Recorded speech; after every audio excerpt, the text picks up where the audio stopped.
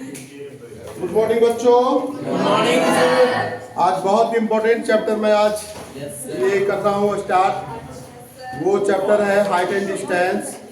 आप लोग सभी बच्चे ध्यानपूर्वक इसको समझने का प्रयास करेंगे और बहुत आसान है, बहुत इजी चैप्टर है। इस चैप्टर के लिए हम लोग को कुछ बातें याद रखनी है। उसमें हम लोग जो पढ़े थे उस समय साइन थीटा, कॉस थीटा और टैन थीटा, ये तीन फार्मूला आपको हमेशा काम करने वाला है। पी वाई एच और cos theta B by H और टैन थीटा ये बी वाई, और कभी कभी इसी का अपोजिट हो जाता है cos theta B by P.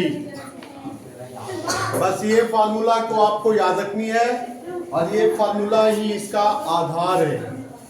ये height and distance, height and distance class 10। आपका ये जो बेसिक चीज जो बता रहा हूं उसको समझने का प्रयास करेगा। ये हो गया पार्ट 16, 17 हाइट एंड डिस्टेंस का बहुत बेसिक चीज है ना। जैसा कि पता है कि लगन भी चालू हो गया है, अब पढ़ाई का भी इधर लगन चालू हो गया है ना। आपको सिस्टमेटिक अब जोर पकड़ना है पढ़ाई का भी, क्योंकि लगन तो कर ही रहे हो लगन, है ना। पढ़ाई छूट जाए लेकिन हाँ कचौड़ी पूरी छूटे ना। हाँ तो ये जो है बहुत खराब बात है भाई, ठीक है। लेकिन कुछ बच्चे ऐसे भी करते हैं, चलो भाई रात में न खाना है, सुबह में पहुंच जाना है सर के पास। पढ़ाई मत छोड़िएगा, क्योंकि छोड़िएगा तो आपका बहुत नुकसान होने वाला है, ठीक ना। बहुत डांस करते हैं, खूब डांस होता है ना, बहुत डांस होता है। क्या बात है, डांस करना खराब बात नहीं है, डांस करिए। हाँ चलिए आगे बढ़ते हैं हम लोग।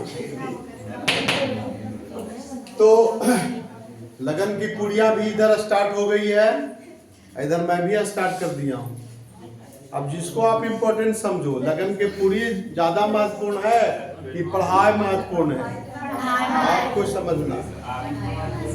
10वीं क्लास में लगन के पूरी छूट जाए कोई बात नहीं, लेकिन ये जो पढ़ाई नहीं छूटे, क्योंकि तुम्हारा जो समय जो है पर साल आएगा, ये सर आएगा, लेकिन आज का समय जो है अभी ये ऐसा समय नहीं आएगा, लेकिन ये लगन तो बार बार आते रहेगा, है ना जी। पूरी बार बार मिलेगा खाने के लिए, लेकिन हाँ पता समझदारी से काम करना है, पढ़ाई छोड़ना नहीं है, क्लास को मिस नहीं करनी है जल्दी, एकदम बहुत जरूरी है तभी आप जाइए, है ना।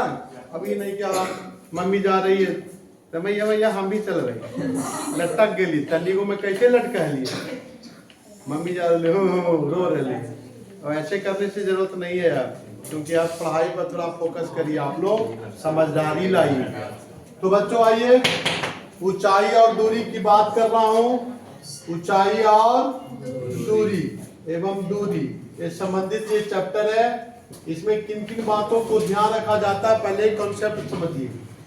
देखिए जी, कभी कभी होगा कि ये लंबा क्यों हम पढ़ते हैं, इसके पीछे है वैज्ञानिक दृष्टिकोण से इसका भी जो है हम लोग इंजीनियरिंग क्षेत्र में। अब जैसे ये लंबा है, ये है मीनारी हो सकता है, बिजली का खंभा हो सकता है ना। कुछ ये खड़ा जो है वर्टिकल, ये हमेशा धरती पर रहेगा तो 90 डिग्री पर रहता है। कितना डिग्री पर? 90 डिग्री।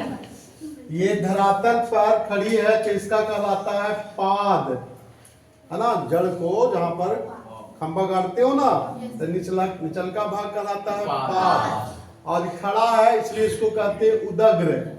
उदग्र कोई रहेगा तो खड़ा कहेंगे, है ना, खड़ा कहेंगे। उदग्र का हिंदी क्या होता है? खड़ा, उदग्र। और ये होता है क्षैतिज, ये नीचे जो देख रहे हो ये कहलाता है क्षैतिज, ये वर्टिकल और ये कहलाता है क्षैतिज।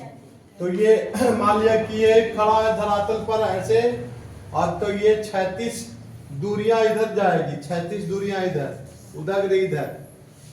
अब देखो ये कोई भी है उदग्र, या तो मीनार हो या खंभा हो, इसका ऊपरी भाग कहलाता है शीर्ष, चोटी। क्या कहलाता है? शीर्ष या चोटी। क्या कहलाता है? शीर्ष या चोटी। कोई चोटी बोल दे, शीर्ष बोल दे तो उससे घबराना नहीं है, शीर्ष रहेगा ऊपर, खंभा भी होगा तो भी। अब देखो यहां से ध्यान देना, दो स्थितियां आएगी। अब यहां से हम देखने का काम करते हैं चोटी को, ठीक है ना। ये चोटी को देखने का काम हम कर रहे हैं यहां से। कहां से? नीचे से। मतलब देखने का काम यहां कर रहे हैं, तो ये आंख तुम्हारी यहां है, आंख तुम्हारी यहां है ना, है ना। तो ये जो एंगल जो बन रहा है, ये दृष्टि रेखा कहलाती है, दृष्टि रेखा। और ये जो दृष्टि रेखा और 36 के साथ जो कोण बनता है, इसको हम लोग कहते हैं उन्नयन। क्या कोई भी देखते हो ऊपर वाला चीज को, तो आंख उठा करके देखते हो, ऐसे देखते हो कि नहीं देखते हो? तो उत जोड़ नयन, उन्नयन, उत जोड़ नयन, उन्नयन। पढ़े तो ना संधि विच्छेद? उन्नयन, ये है गया उन्नयन कोण, उन्नयन कोण, उन्नयन कोण। कभी कोई बोलेगा उन्नतांश कोण, उन्नतांश कोण, ठीक है ना। तो ये एक ही है, उन्नयन कोण, उन्नतांश कोण, ऐसा बोलता रहता है। Angle of elevation, angle of elevation, angle of elevation. अब देखो जी, नीचे से देख रहे हैं ऊपर, तो ये एंगल क्या बना? उन्नयन कोण। अब यहां से देख लीजिए, अगर मान ले कि आप पेड़ पर हैं, पेड़ पर है ना जी, और यहाँ पर कोई वस्तु को देख रहे हो, यहाँ आप हैं, आपकी आंख यहाँ है, आप यहाँ पर चढ़े हुए हैं, तो आपकी आंख यही ना है जी। अब यहाँ से नीचे की ओर देख रहे कोई वस्तु को, नीचे की ओर, मान लीजिए कि यहाँ पर कुछ भी हो सकता है, कार है, नाव है, कोई पत्थर है, कुछ भी हो सकता है। तो यहाँ पर आप देख रहे हो ऊपर से नीचे की ओर जा रही है दृष्टि रेखा। आप ऊपर हैं, वस्तु नीचे है, इस स्थिति में ये इसका क्षैतिज ये है, तो इसके साथ भी एंगल बनेगा। इसको कहेंगे अवनमन कोण, अवनमन कोण, angle of depression, angle of depression. यह है एंगल ऑफ, है ना, एलिवेशन, ठीक है। तो ये एंगल ऑफ डिप्रेशन है, ये 36 के साथ। अब देखो जी, ये दोनों ये रेखाएं जो है देख रहे हो, ये क्या है? ये समांतर है, और समांतर में ये तिरछा तिरछी क्या देखते थे? एकांतर को। तो जब यहाँ थीटा है तो यहाँ भी थीटा हो जाएगा।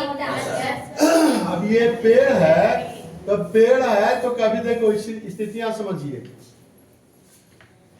ये है आप पेड़, यहां पर हो सकता है कि सूरज है, और सूरज की छाया इधर फेंक सकती है, यहां से सूरज की छाया यहां पर जाएगी, सूरज की छाया यहां जाएगी। अब ये सूरज की छाया यहां जाएगी, तो ये हो गया छाया, ठीक है ना। और ये हो गया ऊंचाई पेड़ की, हो गई कि नहीं हो गई? अब ये हो गया कोण। इसमें 3 वेरिएबल है, एक हो गया छाया और एक हो गया थीटा। अब ये तीनों में से संबंध हमको निकालना होगा। कभी इसमें दिया रहेगा 2 गो, कोई ना कोई 2 गो दिया रहेगा जरूर। कभी कहेगा ऊंचाई इतना है तो उसकी छाया कितनी पड़ेगी, कितनी छाया की लंबाई कितनी होगी। जब थीटा दिया रहेगा 30 डिग्री, 60 डिग्री, 45 डिग्री, जो पढ़ चुके हो पीछे, थीटा का वैल्यू पढ़े थे ना, थीटा कितना कितना पढ़े थे? 30 डिग्री, 45 डिग्री, 90 डिग्री नहीं रहेगा। अब बस यहाँ से ये हो सकता है थीटा का वैल्यू चाहे तो 30, चाहे तो 45, चाहे तो यही में वैरी करेगा। बस अब देखो ध्यान से, हो सकता है इसकी तीसरी स्थिति, यहां से समझ लिएगा। तीसरी स्थिति और बता रहा हूं, इसमें जो है देखे ये तीसरी स्थिति क्या हो सकती है, इसको समझा रहा हूं मैं।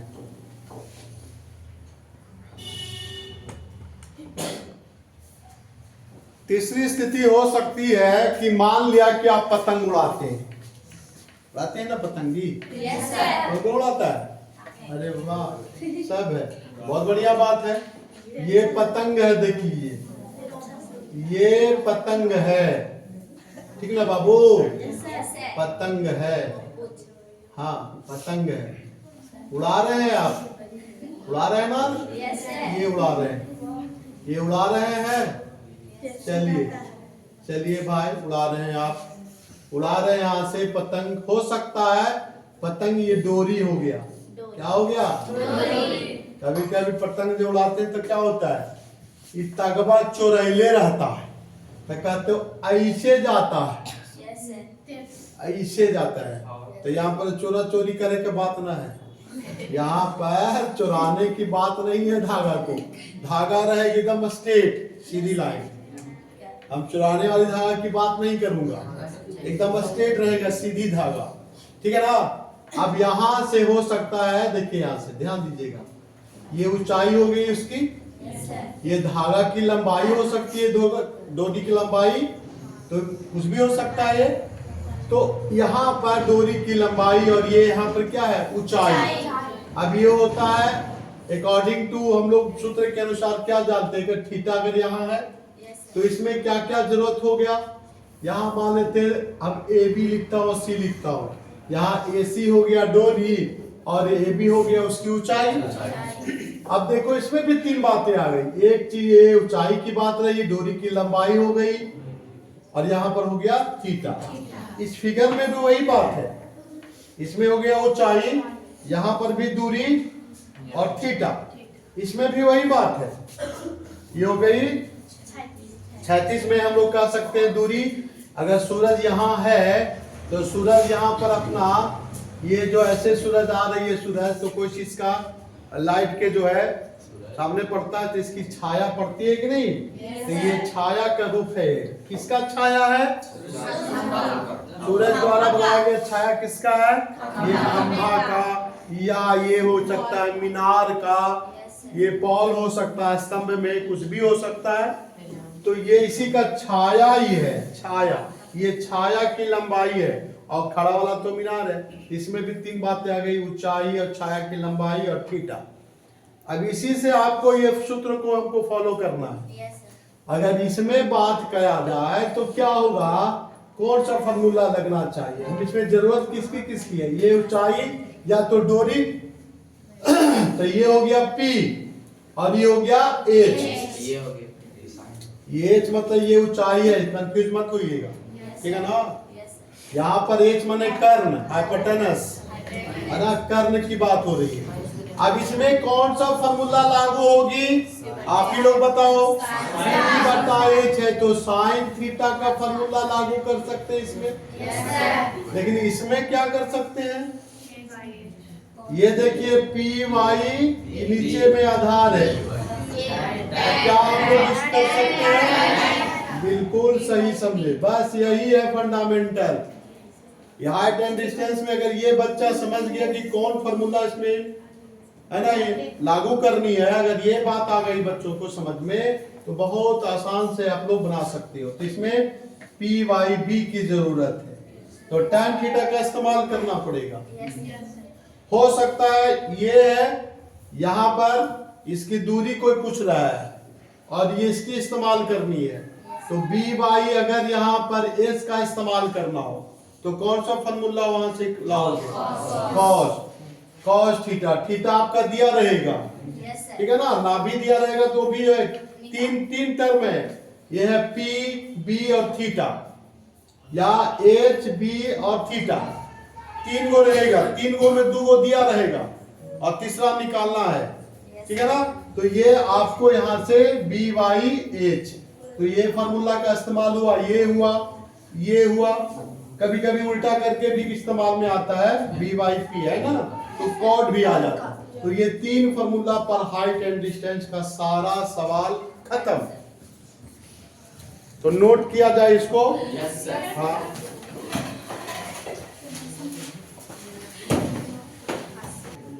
अब इस पर आधारित कुछ प्रश्नों की बात करने जा रहा हूं।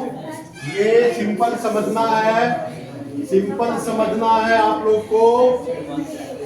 खड़ा वाला उदग्र और पड़ा वाला क्षैतिज, बस। अब सवाल में हम डायरेक्ट घुसते हैं। यही 3 फार्मूला है। अब थीटा का वैल्यू तो आपको ये टेबल से याद होगा, बताया था ना। Sine 0 degree 0, sine 30 degree 1/2, sine 45 degree 1/2, sine 60 degree 3/2। इसी वैल्यू को एक तरफ रखना पड़ेगा जरूरत के अनुसार। और हैं सवाल को देखा जाए, और पहला सवाल ये रहा।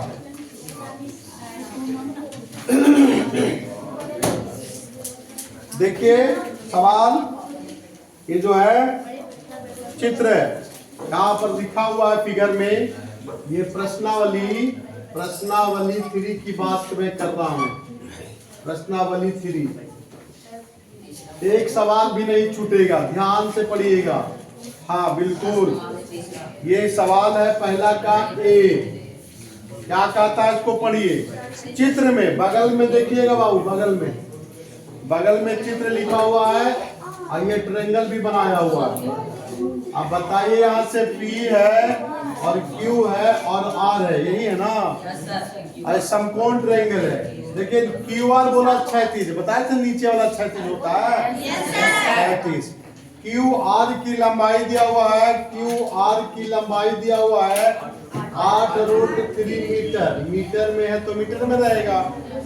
और यहाँ से QPR, यहाँ एंगल 30 डिग्री है। और यहाँ से क्या क्या पूछ रहा है इसको समझिए, ध्यान से देखेंगे। प्रश्न कह रहा है कि QR, देखो क्वेश्चन, R पर P का उन्नयन को ध्यान से समझिएगा। जहां पर बोल रहा है, एट बोला जाता है, वहीं पर देखना है। तो यहाँ पर R पर कह रहा है, तो ये तो एंगल पता नहीं है। लेकिन हम लोग ट्रायंगल का रूल क्या जानते हैं, किसी भी ट्रायंगल में तीनों कोनों का जो कितना होता है, यहाँ तो 30 दिया हुआ है, तो बाकी यहाँ पर कितना बचेगा, ये तो 90 है ही। तो जब भी पूछेगा तो R पर या पूछेगा P पर, ऐसा नहीं बोलेगा कि Q पर नहीं बोलेगा। Q पर तो 90 डिग्री क्लियर है। अब यहाँ पर ऐसे करेंगे, यहाँ से मिला देंगे, है कि नहीं। अच्छा ये बताओ, ये 60 डिग्री है तो यहाँ पर भी क्या हो गया, 60 डिग्री। अब ध्यान से समझना, इसमें थोड़ी सी गलती बच्चे कर देंगे तो गड़बड़ हो जाएगा। ध्यान से सुनिएगा। यहाँ पर पहला सवाल कह रहा है कि R पर P का उन्नयन कोण, R पर, कहां पर, R पर। तो R पर कितना डिग्री एंगल बनल है, खत्म हुआ कहानी। तो कितना हुआ, 60 डिग्री। ठीक है। अब अगला पढ़िए सवाल, P पर बोलेगा तो अब नमन कोण बोलेगा। देखो ना, देखो लिखा हुआ है P पर R का नमन कोण। P पर शब्द यहाँ एट P, तो कितना डिग्री होगा, 9। एंगल इधर ना बोले थे, अब नमन कोण की इधर बोले थे, इधर बोले थे, 36 के साथ और दृष्टि रेखा के साथ बोले थे ना। तो ये हो गया अब नमन कोण, ये मत बोलिएगा अंदर वाला, ठीक है ना। तो ये हो गया 36 रेखा के साथ। तो दूसरा का उत्तर क्या हो गया, P पर 60 डिग्री, इसका भी आ गया। तीसरा नंबर देखिए, तीसरा नंबर कहता है Q से P की ऊंचाई, Q से P, आ गया, Q से P खड़ा, और ये हो गया पाड़ा। भाई साहब पड़ा का वैल्यू दिले ना है। अब खड़ा निकाले ला एंगल भी दिया हुआ है। तो खड़ा और पड़ा मतलब पी वाई, ये हो गया पी वाई बी, ये ना हुआ जी। तब पी वाई बी कौन फार्मूला? tan formula. तब यहाँ से लिखेंगे tan 60 डिग्री बराबर पी। अरे पी ना लिख करके इसको क्या लिखूंगा? P Q. यस सुनो, और नीचे वाला का क्या बोलेंगे? यस या नो? हाँ आ गया यहाँ से tan 60 वैल्यू। अब इसको याद नहीं रहेगा तो हो जाओगे फ्री। हाँ याद करना बहुत जरूरी है। ये देखो अब यहाँ से पी क्यू हमको तो ज्ञाते करना है, रख लिख दिए। आर क्यू देले है। हाँ हाँ हाँ हाँ, अरे वाह, मीटर में सब है। चलिए तो इसलिए पी क्यू बराबर क्रॉस मल्टीप्लाई कर दो। इसलिए पी क्यू बराबर कितना निकल गया? 8√3 गुने √3। अब बताइए आप लड़की का रेट कट गया, ये कटेगा कि गुना होगा? अरे गुना ना होगा 3। 24 मीटर। कोई दिक्कत है? कहाँ दिक्कत हुआ? कहाँ दिक्कत हुआ? पहला वाला में आर पर कितना डिग्री? पी पर। इधर वाला बोल रहे हैं, अंदर वाला नहीं।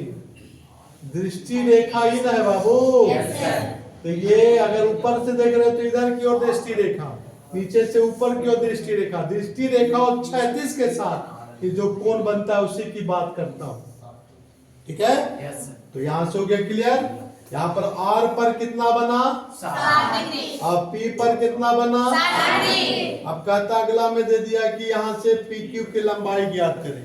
अब देखो पी क्यू निकालना है, नीचे वाला पता है और एंगल भी पता, बताया था ना 1 2 3 यहाँ पर है। इसमें 2 पता है तो फॉर्मूला कौन सा आप देखिएगा? खड़ा और पड़ा में फॉर्मूला कौन चलता है? बस लगा दीजिए tan। अच्छा कॉस क्यों नहीं लगाए? अरे भाई ये एच है, ये वाला हमको थोड़ी निकालने का था। हम काहे को ही लिखेंगे, हम ये भी काहे को लिखेंगे? फॉर्मूला हम लोग खड़ा और पड़ा की बात हो रही है। मतलब P बटा B फॉर्मूला किस में जाता है? इसलिए tan का यूज किया। आई बात समझ में? चलिए दे धनाधन, उतारिए धनाधन और अगला बनाइए भी धनाधन।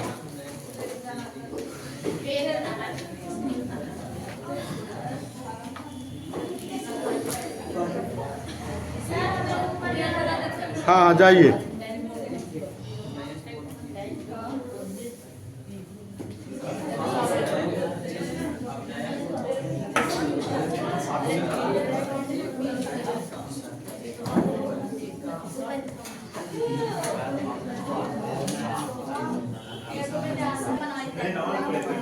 अगला क्वेश्चन है, इसी तरीके से आपको बनानी है।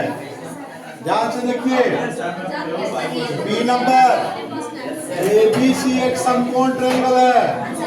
देखिए 90 डिग्री यहाँ है, यहाँ बैठना हुआ 60 डिग्री। अब क्लियर देखिए ABC 36 है, 36 बोला ना बाबू। और ये है 8 मीटर ऊपर और ये एंगल दिया हो यहाँ। अब ध्यान देंगे 60 डिग्री यहाँ हो गया तो 30 यहाँ हो जाएगा।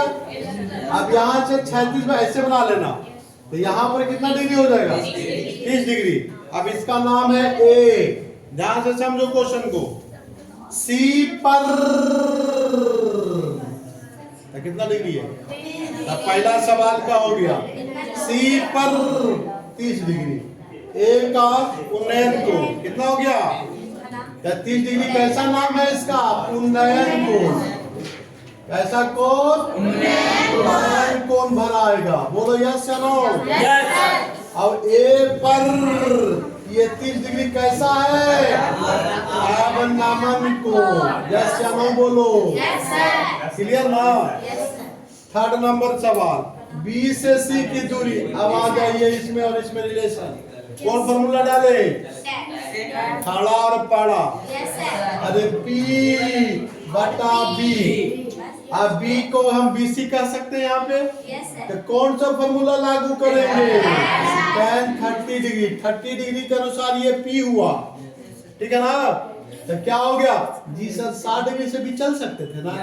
यस, तो 60 डिग्री से चलोगे तो P यहाँ जाएगा।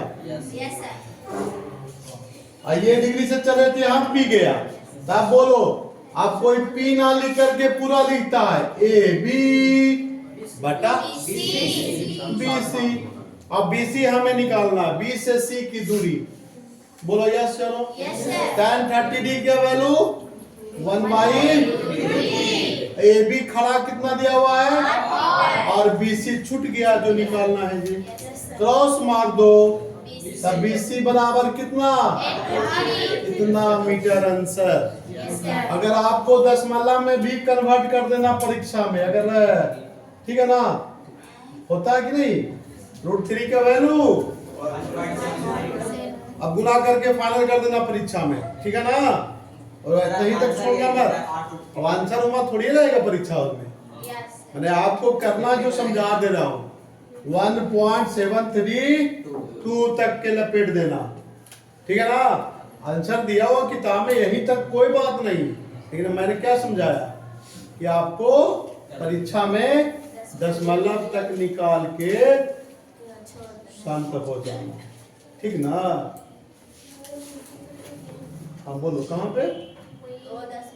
ये वाला क्रॉस क्रॉस, ठीक है। थोड़ा स्पीडवा बढ़ जाता है ना तो उलट जाते हैं लोग, तो स्पीडवा हम ही बढ़ा देते हैं, उलट जाता है पब्लिक।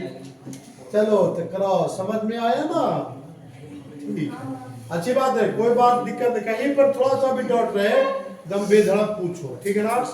आप 10वां में पूछिए, इसको बढ़िया से समझिए, ऐसा नहीं कि हाँ घोटले हैं, कहाँ पूछिए डर लग रहा है सर से, कहाँ डर लग रहा है? अरे पढ़े नहीं लिए कि डरे लिए? अरे पढ़े नहीं लिए हैं, हाँ डरे की जरूरत नहीं है। हाँ जो बच्चे क्लास बहुत छोड़ेंगे, हाँ तो उस पर थोड़ा सा हमको, हाँ लेकिन फिर भी हम कोशिश करेंगे समझा देने के लिए, ठीक है। हो गया क्लियर? अब दूसरका के फिगर बनाओ अपने मन से, बन जाएगा ना। अप्लाई मारना घर पे नहीं बनेगा, कल से शुरुआत, फिर हम खींचेंगे, ठीक है। थैंक यू बच्चों, गुड बाय, जय हिंद सर, जय हिंद सर कर ले। चल चालू ना ले रे, चालू नहीं था, बंद था। चलिए आ गया।